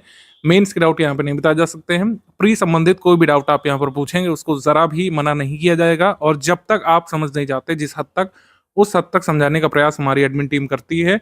आप कोई कंसेप्ट नहीं सोच पा रहे हैं, कोई फैक्चुअल जानकारी आपके नहीं समझ में आ पा रही है, किसी पीवाईक्यू में फंस रहे हैं, किसी कंसेप्चुअल पार्ट में फंस रहे हैं, किसी फैक्चुअल पार्ट में आपको डाउट है चौरी चौरा कांड की एग्जैक्ट डेट क्या है, आपको डाउट है कि रॉलेट एक्ट कब आया था, रॉलेट सत्याग्रह कब हुआ था, उसका सिग्निफिकेंस क्या है, जो व्यक्तिगत सत्याग्रह हुआ था वो क्यों हुआ था, उसका सिग्निफिकेंस क्या है, आपको ज्योग्राफी में कोई कंसेप्ट नहीं समझ में आ रहा है, कोई जलवायु नहीं समझ में आ रही है, मानसून की अवधारणा नहीं समझ में आ रही है, जो भी सिलेबस में आता है वो आप पूछ सकते हैं। इसमें प्रीलिम सिलेबस संबंधित कोई भी डाउट यहाँ पर रख सकते हैं, उसको बताया जाता है और विद इन 6 आवर्स बताया जाता है। ये टाइम लिमिट हमारी टीम ने डिसाइड की है, विद इन 6 आवर्स, यानी 6 आवर्स की मैक्सिमम लिमिट है आपको डाउट बताए जाने की। 6 घंटे तक आप वेट करेंगे, आपको डाउट का रिप्लाई दिया जाएगा, लेकिन इसका मतलब ये नहीं कि सारे डाउट 6 घंटे बाद बताए जाएंगे। ये मैक्सिमम टाइम लिमिट है। किसी भी हाल में 6 घंटे के भीतर तो डाउट सॉल्व किया ही जाएगा, लेकिन अगर आप दिन के समय में वर्किंग आवर्स में पूछेंगे तो जरा भी वेट नहीं करना पड़ता है। 2-2, 4-4 मिनट की फ्रीक्वेंसी पर कई बार तुरंत ही आपको अपने डाउट का रिप्लाई मिल जाता है। तो जिन लोगों ने फुल पेड ग्रुप ज्वाइन किया उनको 3 ग्रुप से जोड़ा जाता है। तो डाउट क्लियरेंस वाला ग्रुप हो गया, एक स्टडी मटेरियल वाला ग्रुप हो गया जिसमें daily current affair, monthly current affair, आगे जो प्रीलिम स्पेसिफिक स्टडी मटेरियल आएगा वो मिलता रहता है, स्पेशल पीडीएफ मिलती हैं, स्कीम्स की पीडीएफ और भी कई सारे स्टडी मटेरियल की पीडीएफ और स्टडी मटेरियल वाला ग्रुप में मिलती है। मान लीजिए आपने सिर्फ जो है करंट अफेयर का स्टडी मटेरियल ज्वाइन किया है तो करंट अफेयर से संबंधित स्टडी मटेरियल मिलेगा, स्टैटिक का उसमें नहीं मिलेगा। तो इसी तरीके से स्टडी मटेरियल ग्रुप एक होता है, स्टडी मटेरियल ग्रुप, और एक होता है doubt clearance group. Doubt clearance group सिर्फ फुल पेड ग्रुप मेंबर्स के पास होता है, ठीक है। और क्विज ग्रुप होता है, क्विज ग्रुप में क्विज कराई जाती है, आप उसमें क्विज अटेम्प्ट करते हैं। क्विज ग्रुप में कोई स्टडी मटेरियल नहीं डालते हम लोग, क्विज ग्रुप में कई बार ऑडियो मैसेज हम लोग डालते हैं अगर हमको कोई कॉमन मैसेज हमारे पेड ग्रुप मेंबर्स को देना होता है। तो हमारा सिस्टम इसी तरीके से वर्क करता है। काफ़ी सारे लोग फैमिलियर भी हैं जो पहले ज्वाइन कर चुके हैं कि आपको ग्रुप में ज्वाइन करते ही सबसे पहले स्ट्रैटेजी वीडियो देखना पड़ता है, जो आप ऑलरेडी देख रहे हैं। स्ट्रैटेजी वीडियो शुरू से आखिर तक देखना पड़ता है। सारे डाउट जो आपके मन में उत्पन्न हो सकते हैं, कैसे पढ़ें सर, कैसे शुरुआत करें, डेली कितना पढ़ें, कैसे स्टडी हमारी आगे जाएगी, 3 स्टेज की स्ट्रैटेजी क्या है, सारी चीज़ें इसमें बताई जाती हैं। फिर पेड ग्रुप में स्टडी मटेरियल वाला वीडियो देखना पड़ेगा आपको, वो मैं पहले ही रिकॉर्ड कर लेता हूँ पहले ग्रुप के क्रिएशन के साथ ही, और वही आगे बढ़ता रहता है क्योंकि उसमें बेसिक बातें बताई जाती है, किस तरीके से आपको पीडीएफ ओपन करना है, किस तरीके से आप जो है पीडीएफ सेंड कर सकते हैं अपने पर्सनल डिवाइस में, कैसे प्रिंट कर सकते हैं पीडीएफ को, क्विज कैसे अटेम्प्ट की जाती है, पीडीएफ ओपन कैसे की जाती है, शेयर कैसे की जाती है, डाउनलोड कैसे की जाती है, सारी चीज़ें उसमें बताई जाती हैं। टेलीग्राम फीचर्स उसमें बेसिकली कुछ टेक्निकल क्लरिकल बातें बताई जाती हैं। पेड ग्रुप में स्टडी मटेरियल कैसे देखे वाले वीडियो में स्ट्रैटेजी वगैरह नहीं बताई जाती, कैसे एग्जाम क्लियर करना है, ये हम फर्स्ट वीडियो में ही बता देते हैं। तो दोनों वीडियोस देखने के बाद आप अपनी स्टडी रिज्यूम कर सकते हैं। तो डाउट क्लियरेंस ग्रुप लगातार चलता रहता है आपके पेड ग्रुप में जुड़ने के साथ ही, लेकिन हमने एक नई चीज़ शुरू की है। एक बार यूपीपीएससी स्पेसिफिक लाइव डिस्कशन भी हम लोग करते हैं, और जब जब जरूरी समझते हैं इसको करते हैं। मंथ में एक बार तो मैंडेटरी करते ही है, अदरवाइज जब जब नेसेसरी होता है इसको हम लोग शुरू करते हैं। इनिशिएट करने के बाद आपको एक मैसेज जाता है टेलीग्राम में और आप उसको लाइव ज्वाइन कर सकते हैं। आप एडमिन से डायरेक्टली डाउट पूछ सकते हैं उसमें। अगर आप बिजी हैं, नहीं भी ज्वाइन कर पाए, कोई मैंडेटरी नहीं है कि आपको ज्वाइन करना ही है, या फिर हम इसमें कोई स्टडी मटेरियल साझा करते हैं, ऐसा नहीं है। हम सिर्फ इसमें डिस्कशन करते हैं। जब भी सूटेबल टाइम पर आपको नोटिफिकेशन पहले से बता दिया जाता है कि कब शुरू होगा लाइव, उसमें जुड़ करके आप एडमिन से डायरेक्टली बातचीत करके अपने डाउट क्लियरेंस कर सकते हैं। आप स्ट्रैटेजी से संबंधित कोई डिस्कशन कर सकते हैं, कोई आपका पर्सनल डाउट है, स्टडी संबंधी डाउट है, कोई पूछ सकते हैं उसमें, या फिर एक एजेंडा हम लोग उसमें प्री डिसाइड कर लेते हैं, उस पर बातचीत कर सकते हैं हम लोग। तो पार्टिसिपेशन मैंडेटरी नहीं है। आप बिजी हैं, आप ऑफिस में हैं, आप हाउसवाइफ हैं, नहीं सुन दे सकते हैं, तो आपको उसकी रिकॉर्डिंग मिल जाएगी सेशन की, आप उसको सुन सकते हैं बाद में। यूपी का मंथली करंट अफेयर भी हम लोग देते हैं। देखिए 2024 वाले में कोई भी सवाल नहीं आया यूपी करंट अफेयर से, ऐसा नहीं है कि आगे भी नहीं आएगा। प्रीवियस ईयर एनालिसिस कहती है कि यूपी करंट अफेयर भी जरूरी होता है, 2-3 प्रश्न इससे पहले आ जाया करते थे। 2024 में नहीं पूछा तो इसका आशय ये नहीं है कि आगे भी नहीं पूछेंगे। 2024 के बाद का जो एग्जाम है, जैसे 2025 में एग्जाम होगा, 26 में, और बल्कि तो मेंस के लिए तो जरूरी है ही। तो मेंस के लिए तो यूपी करंट अफेयर पढ़ना ही है। तो यूपी करंट अफेयर की पीडीएफ भी रेगुलरली हम लोग देते हैं, ठीक है। प्री मेंस दोनों के लिए जरूरी है यूपी स्पेशल की पीडीएफ करंट अफेयर की जो आती है, ये हर मंथ में 12 या 13 तारीख को आपके ग्रुप में मिल जाती है। उसको लगातार पढ़ते हुए चलना है आपको। प्री में नहीं काम आएगा तो मेंस में आएगा, कहीं ना कहीं वो करंट अफेयर काम आता ही है। सीसैट के लिए भी कुछ कुछ इनिशिएटिव हमारे चलते रहते हैं, जैसे 50 क्वेश्चंस की प्रैक्टिस हम लोग इसमें कराते रहते हैं। उसका डाउट क्लियरेंस आप करा सकते हैं डाउट क्लियरेंस वाले ग्रुप में। हम आयोग और उनके ऑफिशियल सिलेबस के फॉलोअर हैं। ये ज्ञान सर को आपने कहते हुए सुना होगा, उसी को सर ने यहाँ पे लिख भी दिया हुआ। जो ऑफिशियल सोर्सेज माने जाते हैं उसी को हम फॉलो करते हुए अपना स्टडी मटेरियल डेवलप करते हैं, अपने प्रैक्टिस रिसोर्सेज को डिजाइन करते हैं। एनसीईआरटी, पीआईबी, मिनिस्ट्री की रिपोर्ट्स वगैरह हो गई, miscellaneous data, budget, economic survey, सभी जो ऑफिशियल टेक्स्ट होते हैं जिसको सरकार रिकग्नाइज करती है और आयोग भी रिकग्नाइज करने के लिए बाध्य है, उन्हीं सब चीज़ों से हम लोग पढ़ाते हैं, ठीक है।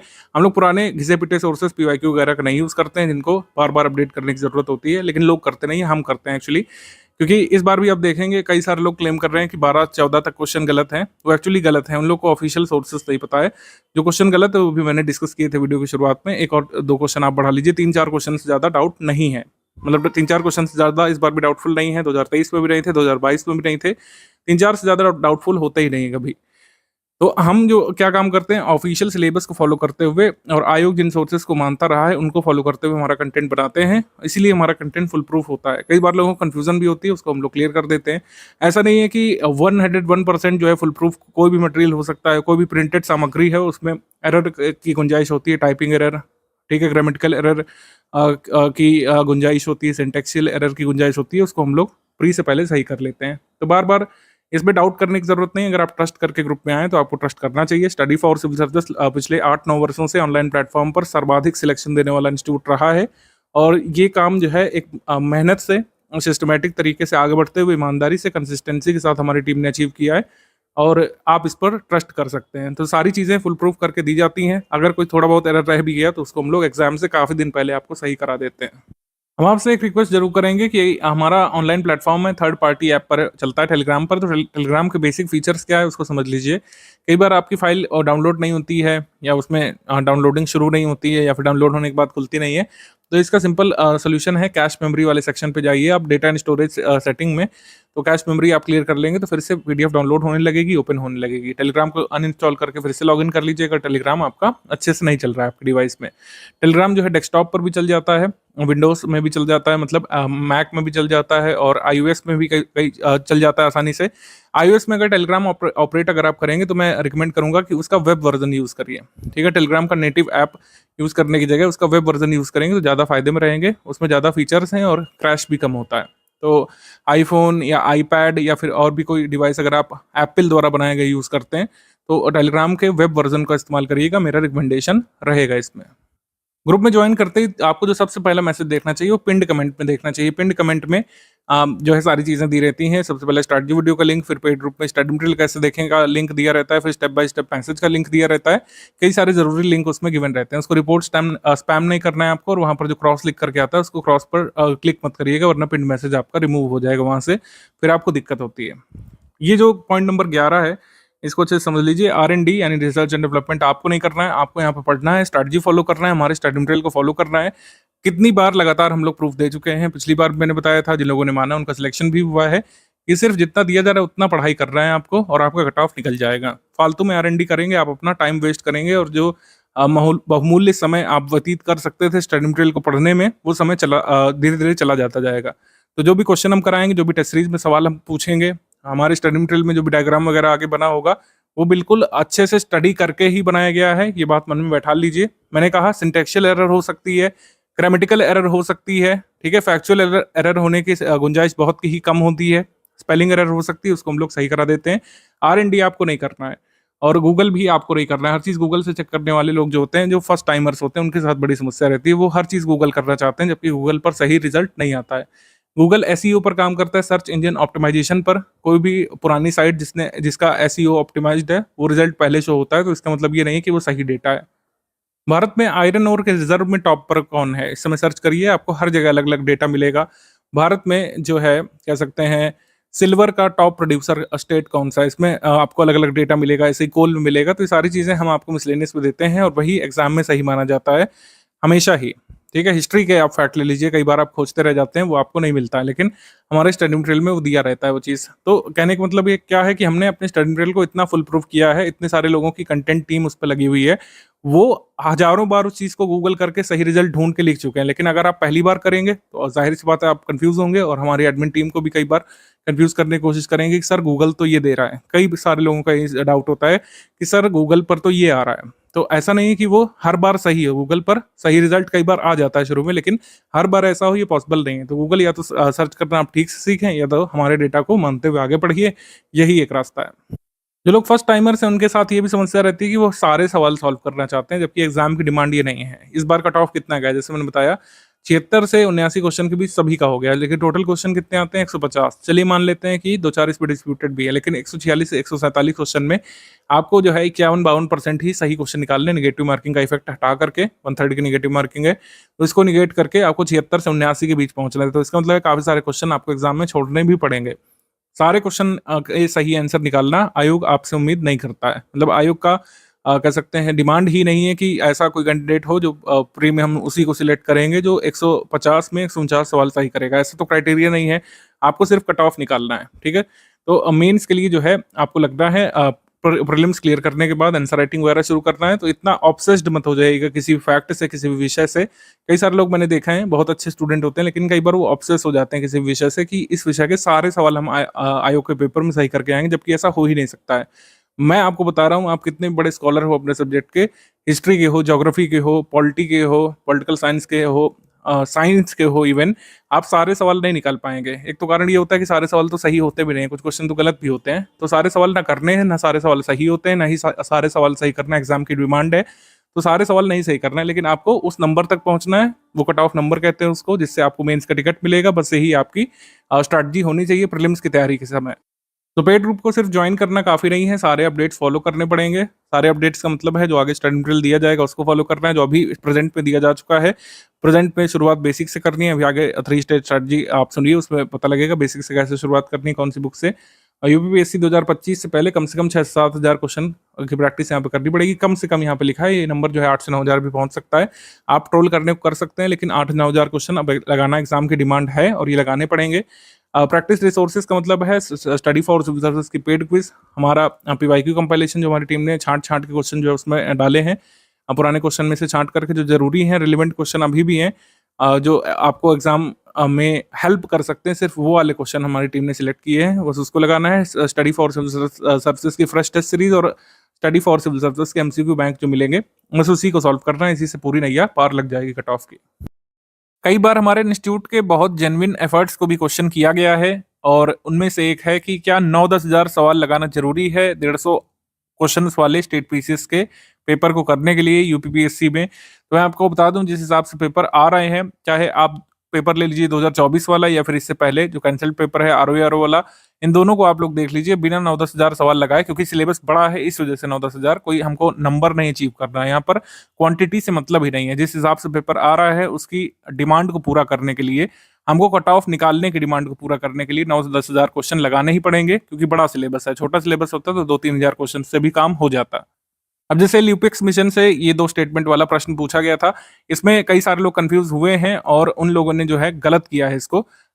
ज्यादातर लोगों ने इस प्रश्न को डी लगाया था और काफी सारे लोग हताश भी हुए थे इसको ध्यान से पढ़ने के बाद। आपको आते हुए प्रश्न गलत होते हुए देखने को मिलेंगे, कई सारे, एक नहीं कई सारे प्रश्न आपको लगेगा एग्जाम हॉल में बाहर आने पर कि ये तो मैंने गलत कर दिया, जबकि मैं इसको सही कर सकता था। ऐसे में आप बेवकूफ हैं, ऐसा कुछ नहीं है, आपने प्रैक्टिस कम करी है। जब आप प्रैक्टिस कम करते हैं, ऐसी चीजों में मिस करते हैं, आयोग बनाता ही ऐसा पेपर है कि प्रैक्टिस ना करने वाले लोग जो है छट जाएं, उनके क्वेश्चन गलत हों। आप डायरेक्टली जो है संवाद कर रहे होते हैं एक तरीके से पेपर को अटेम्प्ट करते समय एग्जाम बोर्ड से, ठीक है। वो एक्चुअली होता नहीं है, मतलब आयोग का बोर्ड आपके सामने नहीं है, उनका बनाया हुआ क्वेश्चन पेपर आपके सामने है, वो आपका पूरा टेस्ट वहां पे कर लेते हैं। लूनर पोलर एक्सप्लोरेशन मिशन जो है ल्यूपेक्स मिशन चर्चा में था, सबने पढ़ाया भी इसको, सब बढ़िया रहा इसमें। भारत जापान के बीच ये संयुक्त चंद्र मिशन था, ये सबने पढ़ाया।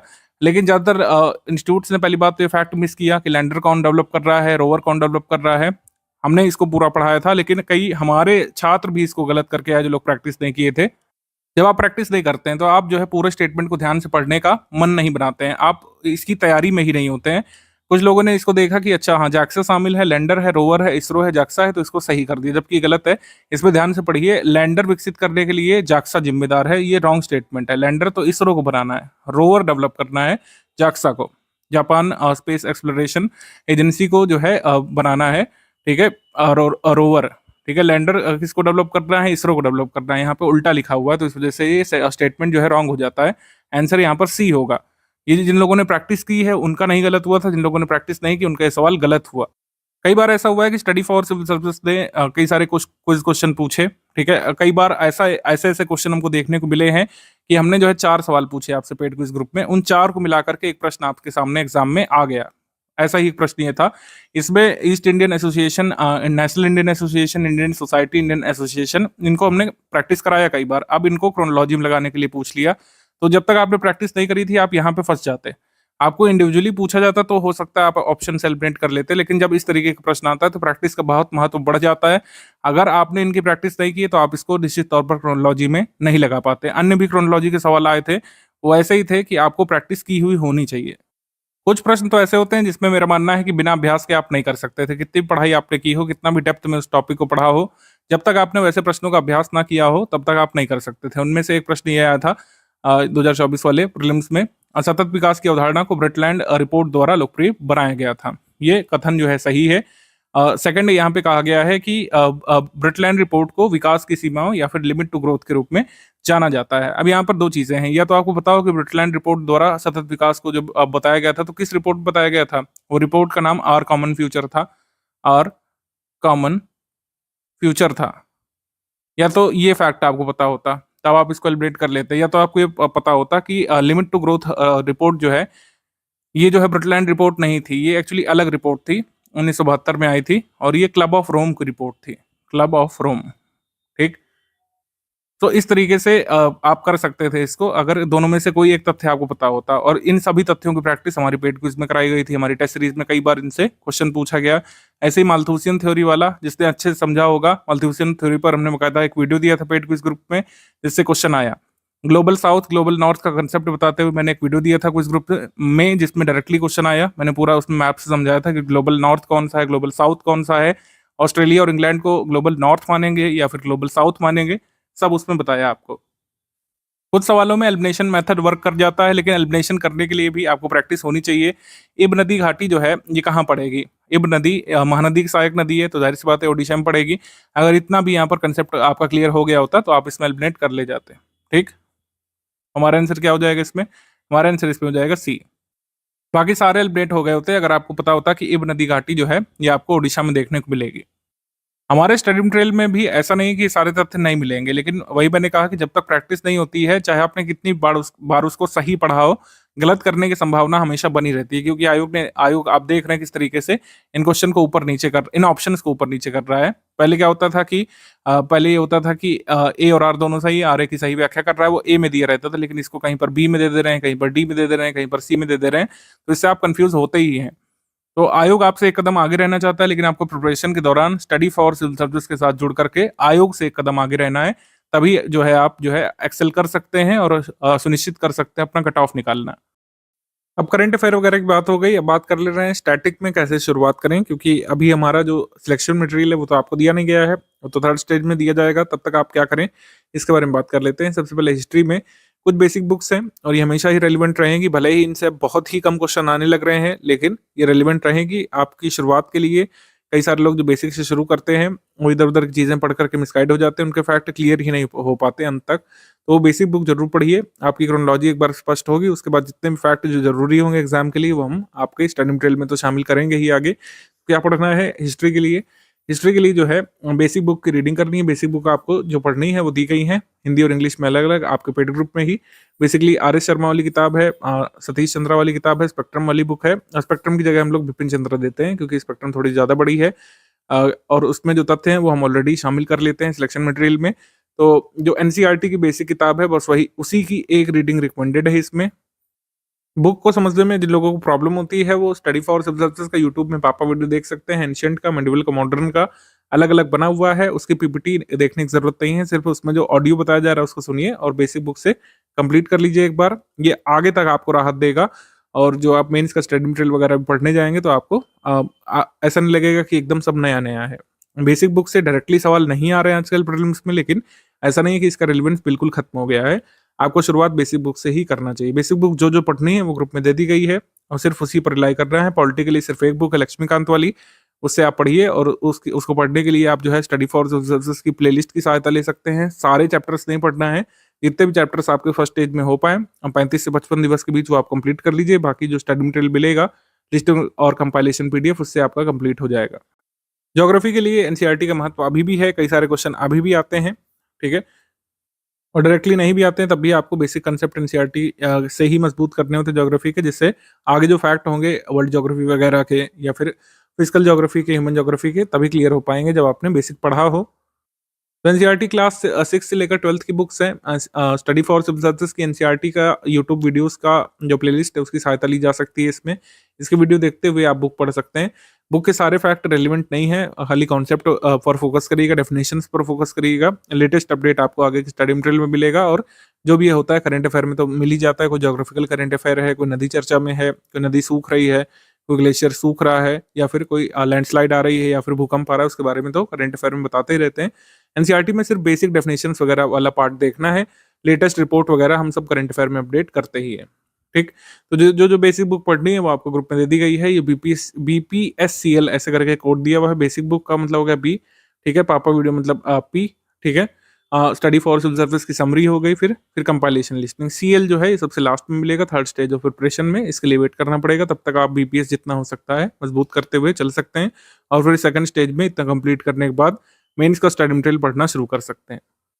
पॉलिटी के लिए मैंने आपको बता दिया, सिर्फ और सिर्फ लक्ष्मीकांत की किताब और स्टडी फॉर सिविल सर्विस की प्लेलिस्ट इसको कर लीजिएगा। बाकी कुछ क्वेश्चंस दिए जाएंगे प्रैक्टिस के लिए, उनको देख लीजिएगा। तब तक साइंस के लिए बेसिक साइंस का पापा वीडियो हमने बनाया है, इसकी पीडीएफ हमने दे दी है ग्रुप में। जिन लोगों को वीडियो से देखना पसंद है वो डेली जो 1 घंटा कंप्लीट करेंगे तब भी कंप्लीट कर लेंगे फर्स्ट स्टेज में। और अगर पीडीएफ से आपको पढ़ना सुकर लग रहा है तो पीडीएफ से आप पढ़िए, ठीक है। एनसीईआरटी के क्वेश्चन हमने टॉप 600 दे दिए प्रैक्टिस के लिए। ये समरी पढ़ने के बाद जो है प्रैक्टिस कर लीजिए क्वेश्चन से, काफ़ी अच्छी अंडरस्टैंडिंग आपकी साइंस की बन जाएगी। बाकी आगे जो फैक्चुअल जानकारी है वो हम कंपाइलेशन लिस्टिंग जो अब 6th एडिशन आएगी उसमें आपको मिलेगा। इन्वायरमेंट के बेसिक कंसेप्ट के लिए स्टडी फॉर सिविल सर्विस की समरी और टॉप 400 क्वेश्चंस फिलहाल के लिए दिए गए हैं। लेटेस्ट कुछ अपडेट्स आते हैं इन्वायरमेंट में, जैसे 57 टाइगर रिजर्व इंडिया का आ चुका है दिसंबर में, 58 भी जल्द आने वाला है, ठीक है। तो ये दोनों चीज़ें जो है आगे अपडेट होकर के मिलेंगी करंट अफेयर में। लेकिन बेसिक अवधारणाएं जो इन्वायरमेंट की है, निश, हैबिटेट वगैरह, इन्वायरमेंट, इकोसिस्टम, पोल्यूशन वगैरह, स्पीशी और बाकी सारी चीज़ें ये आपको समरी में कवर हो जाएंगी। इससे आप पढ़ करके रखिए। इसके जो अपडेट्स हैं और जो स्टैटिक वाली जानकारी है, जो लिस्टिंग वाली जानकारी है, वो आगे मिल जाएगी। अर्थव्यवस्था में कक्षा 9 से लेकर 12 तक वैसे जरूरी है, सिर्फ माइक्रो वाली नहीं पढ़नी है। इसकी समरी हमने दे दी है, तो डायरेक्टली किताब अगर पढ़ सकते हैं तो अच्छी बात है। अदरवाइज ये 9th से लेकर 12th की हमने जो इकोनॉमी की समरी दे दी है उसी से आप पढ़ते रहिए, ठीक है। टॉप 200 इकोनॉमी के क्वेश्चंस की पीडीएफ फिलहाल दे दी गई, उससे प्रैक्टिस कर सकते हैं। इकोनॉमी में बजट, इकोनॉमिक सर्वे सब आता है। अब तुरंत आप लोग लिखेंगे इस साल तो नहीं आया है, लेकिन ऐसा जरूरी नहीं कि अगले साल भी नहीं आएगा। अगले साल हमको क्वेश्चंस देखने को मिल सकते हैं निश्चित तौर पर। एक साल छोड़ करके एक साल आता रहा है ये, तो जो है budget, economic survey, UP budget, union budget, ये सब मिलेगा 2025 वाला। 2025-26 फाइनेंशियल ईयर के हिसाब से वो सारे नोट्स ग्रुप में साझा किए जाएंगे। तब तक आपको जो ये इकोनॉमी की समरी दी है इसको ध्यान से पढ़ते रहिए। इसमें कोई आपका डाउट है आप डिस्कशन ग्रुप में डाल सकते हैं। करंट अफेयर के लिए आपको कहीं से कुछ भी नहीं पढ़ना है, ये सारे प्रूफ वगैरह हमने दिए, ये सफिशिएंट है इस बात को साबित करने के लिए, क्योंकि करंट अफेयर जो है सिर्फ और सिर्फ स्टडी फॉर सिविल सर्विस का ही आपको पढ़ना होगा और उसी से लाभ मिलेगा एग्जाम में। मिसलेनियस से क्वेश्चन इस साल नहीं आए, लेकिन आगे आ सकते हैं। मिसलेनियस की अपडेट जो अभी तक है वो हमने ग्रुप में दे दिया है, उससे डेटा थोड़ा थोड़ा पढ़ना शुरू कर सकते हैं। कुछ रिपोर्ट्स निश्चित तौर पर बदलेंगी, जैसे फॉरेस्ट वाली हो गई, फॉरेस्ट वाला अभी चाहे तो छोड़ सकते हैं, ठीक है। फॉरेस्ट वाला हो गया, उसके बाद वर्ल्ड पॉपुलेशन वाला हो गया, रेमिटेंस वाला, ये सब थोड़ी थोड़ी आगे रिपोर्ट्स बदल सकती है, पॉवर्टी वगैरह वाली। इसको छोड़ करके बाकी जैसे सेंसस है, अर्बनाइजेशन है, जिसके चेंज होने के अभी तक कोई चांस नहीं है, इसको पढ़ना शुरू कर सकते हैं आप, ठीक।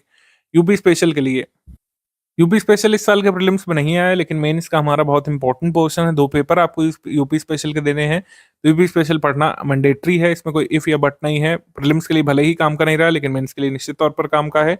यूपी स्टैटिक जीके के नोट्स आपको पढ़ने हैं जो दिए गए हैं। यूपी जीके के टॉप 1000 क्वेश्चंस आपको लगा लेने हैं, इससे प्रीलिम्स वाली तैयारी पूरी हो जाएगी। बाकी मेंस के नोट्स अलग हैं, डिटेल्ड वाले, जिसमें यूपी 5 और 6 पेपर जो जीएस वाला है उसके कवर किए गए होंगे।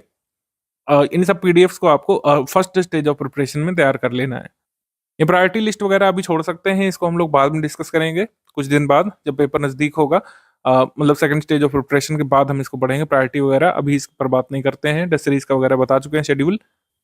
ओवरऑल मोटे तौर पर ये है हमारी 3 स्टेज की या 3 फेज की लॉन्ग टर्म स्ट्रैटेजी। पहला फेज जो है ये आपके एडमिशन लेने से 35 से 55 दिवस तक चलना चाहिए, आपकी समझ पे आधारित है, आपकी पूर्व तैयारी पर भी आधारित है।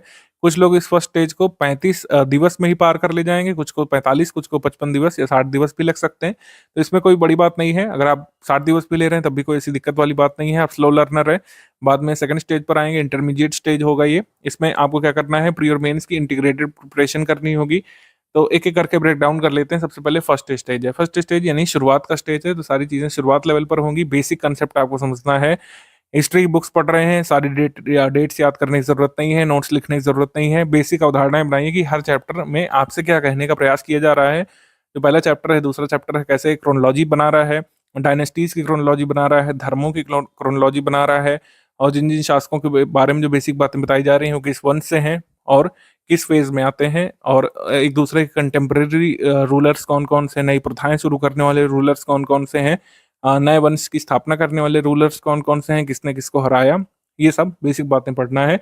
सारी चीज़ें याद करने की जरूरत नहीं है। ऐसे ही ज्योग्राफी में बेसिक डेफिनेशंस जो हैं, बहुत ही बेसिक डेफिनेशंस, लैंड की डेफिनेशन, ठीक है, टेरेस्ट्रियल एनवायरनमेंट की डेफिनेशंस एनवायरनमेंट में, ठीक है, फिजिकल एनवायरनमेंट की डेफिनेशंस हो गई, ह्यूमन ज्योग्राफी में बेसिक कॉन्सेप्ट पॉपुलेशन की थ्योरीज वगैरह हो गई, ये सब समझते हुए चलना है। लेटेस्ट रिपोर्ट जैसे पॉवर्टी वगैरह की है, कोई चिंता वाली बात नहीं है, सारी चीज़ें स्टडी फॉर सिविल सर्विसेज आपको प्रोवाइड कराएगा आगे। लेकिन अभी बेसिक कंसेप्ट जो है, जैसे पॉवर्टी है क्या एक्चुअली, कितने प्रकार की होती है, पॉवर्टी की डेफिनेशन क्या है, ठीक है, अर्बनाइजेशन की डेफिनेशन क्या है, ठीक है, अर्बनाइजेशन की कॉन्सेप्ट क्या क्या है, किसी सिटी को आप अर्बन कैसे मानेंगे, ठीक है, डेवलपमेंट पॉपुलेशन का कैसे कैसे होता है, ठीक है, ह्यूमन डेवलपमेंट इंडेक्स में कितने पैरामीटर्स होते हैं, बेसिक बेसिक बातें ये आपको पढ़ते हुए चलना है। पीवाईक्यू देखने की शुरुआत की जा सकती है बिल्कुल, लेकिन अभी एकदम से डे वन से नहीं करिएगा, नहीं तो मैंने कई लोगों को देखा है शुरुआत पीवाईक्यूज करते हैं, महीने तक पीवाईक्यू में ही अटके चले जाते हैं, ऐसा नहीं करना है। पीवाईक्यू आप एडमिशन लेने के 10 से 15 दिवस बाद देखना शुरू कर सकते हैं, और शुरुआत में सेक्शन वाइज जो है देखने की कोशिश करिएगा, ईयर वाइज नहीं देखिएगा, मतलब एक एक पेपर देखने की अपेक्षा एक एक सेक्शन उठा करके देखिएगा। हिस्ट्री पढ़ रहे हैं, हिस्ट्री की पीवाईक्यू देखिए, ज्योग्राफी पढ़ रहे हैं, ज्योग्राफी की पीवाईक्यू देखिए, इकोनॉमी पढ़ रहे हैं, इकोनॉमी की पीवाईक्यू देखना शुरू कर सकते हैं। अपना रीडिंग स्किल सेट आपको मजबूत करना है, उसको अपग्रेड करना है, समस्या हो तुरंत डाउट क्लियरेंस में पूछिए। आपको एक एक चैप्टर को जल्दी जल्दी पढ़ना शुरू करना है, शुरुआत में देर हो सकती है लेकिन इसमें स्पीड बढ़ानी पड़ेगी। रीडिंग स्किल और बाकी चीज़ों से संबंधित इस बार ऑडियो मैसेज और वीडियो मैसेज भी देना हम लोग शुरू करेंगे, ये हमारा नया इनिशिएटिव है। बेसिक बुक वाले फेज में कैसे पढ़ना है, कैसे रिटेन करना है, कैसे नोट्स लिए जा सकते हैं, इसके वीडियो अभी आपको लगातार मिलते रहेंगे आपके पेड ग्रुप में। सेकंड स्टेज ऑफ प्रिपरेशन पे आ जाते हैं, जिसमें इंटरमीडिएट लेवल की आपको तैयारी करनी है, मध्य लेवल की। इसका मतलब ये है कि जितना हमने प्री वाला बताया, फर्स्ट स्टेज वाला, ये आपका कंप्लीट हो चुका हो। प्री वाला ये कंप्लीट करने के बाद आप उस स्टेज में आ चुके होंगे जिसमें फिर मेंस का स्टडी मटेरियल आप पढ़ना शुरू कर सकते हैं, GS1 से लेकर GS6 तक का जो भी स्टडी मटेरियल मेंस के काम का है, मेंस ग्रुप में एडमिशन लेकर के आप उसको पढ़ना शुरू कर सकते हैं, ठीक है। एसी की भी आधारभूत जानकारी इकट्ठा कर सकते हैं। GS5-6 का जो स्टडी मटेरियल है काफी बड़ा है, उसको पढ़ना शुरू कर सकते हैं, जिससे एक बार प्रीलिम्स ओवर होने के बाद आपके पास सफिशिएंट चांस रहे मेंस लिखने का और मेंस में अच्छा परफॉर्म करने का भी।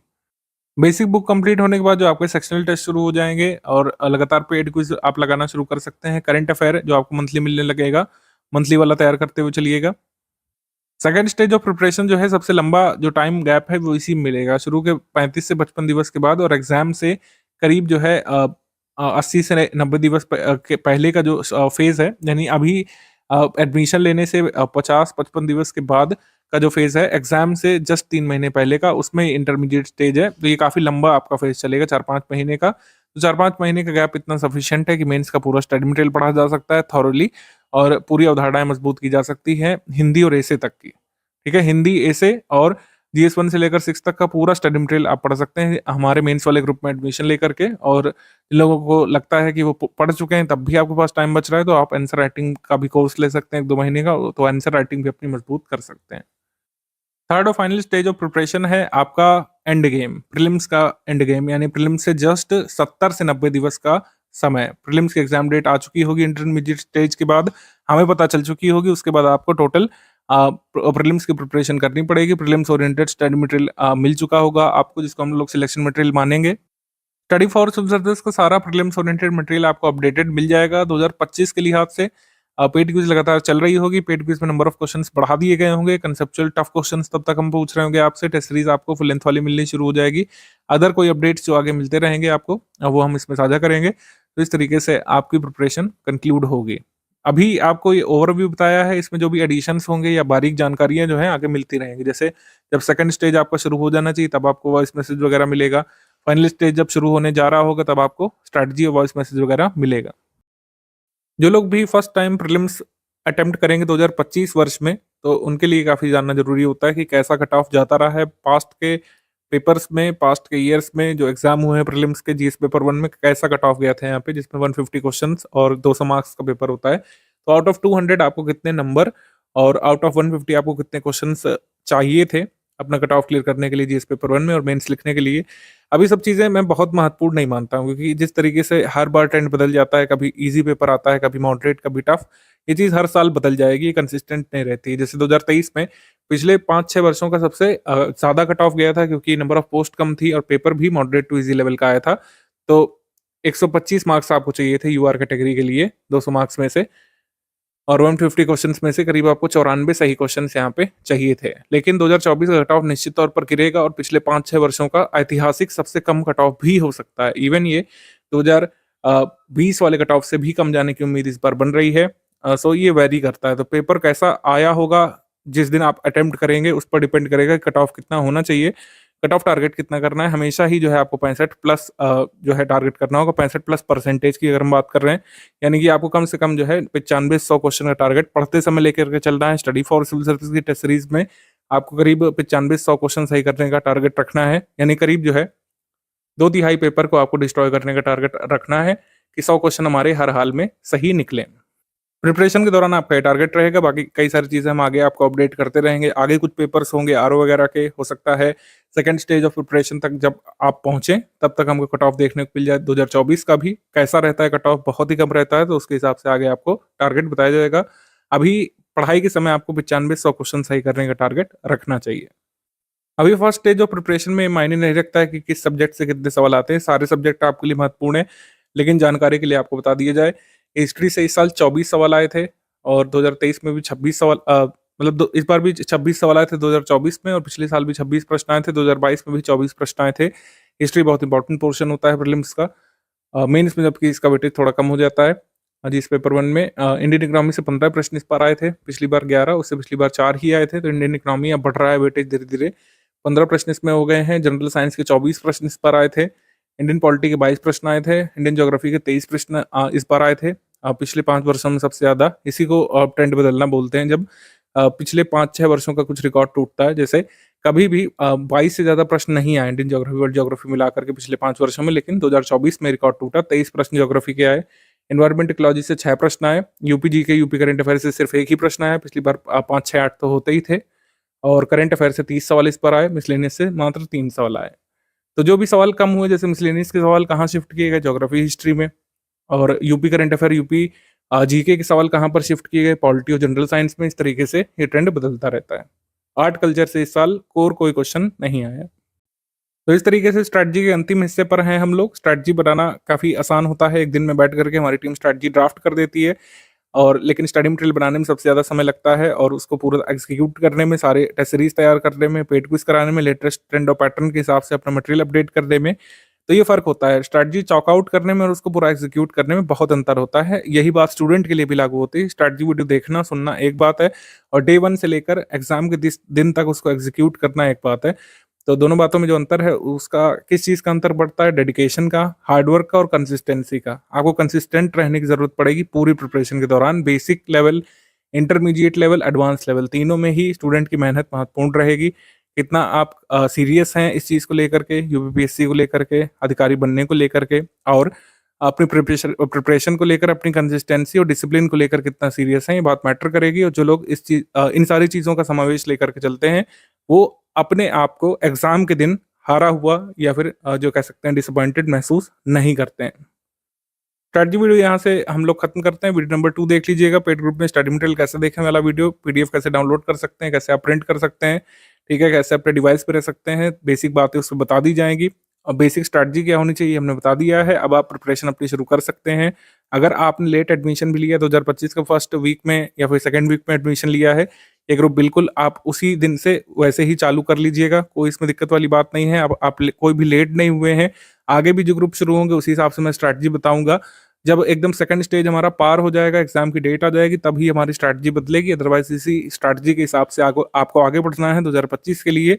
आप स्टडी फॉर सिविल सर्विस के पेड ग्रुप में आकर के पूरी तरीके से इस तरीके से तैयारी कर सकते हैं। जो हमने सारी चीजें बताई, इसको फॉलो करते हुए, हमारे रिसोर्सेज को फॉलो करते हुए आप सिलेक्शन के नजदीक डेली पहुंचते जाएंगे। डेली आप सिलेक्शन के नजदीक पहुंचेंगे। कोई भी टीम, कोई भी जो है इंस्टीट्यूट, कोई भी कोचिंग संस्थान आपको जड़ी बूटी नहीं दे सकता है कि आप एक दिन में खा करके प्रीलिम्स और मेंस क्लियर करने के सक्षम हो जाएं। आपको एक स्ट्रैटेजी दी जाएगी, आपको स्टडी मटेरियल रेगुलर बेसिस पर मिलेगा, आपको कंसिस्टेंट रहना है, रेगुलर बेसिस पर जो जो चीज़ें दी जाएंगी उसको तैयार करते जाना है, और आप धीरे धीरे शनाय शनाय जो है अपने लक्ष्य के नज़दीक पहुंचते जाते हैं। अब कोई भी आपका डाउट है, आप डिस्कशन ग्रुप में उसमें रख सकते हैं। आपके सारे डाउट सॉल्व किए जाने शुरू हो चुके हैं।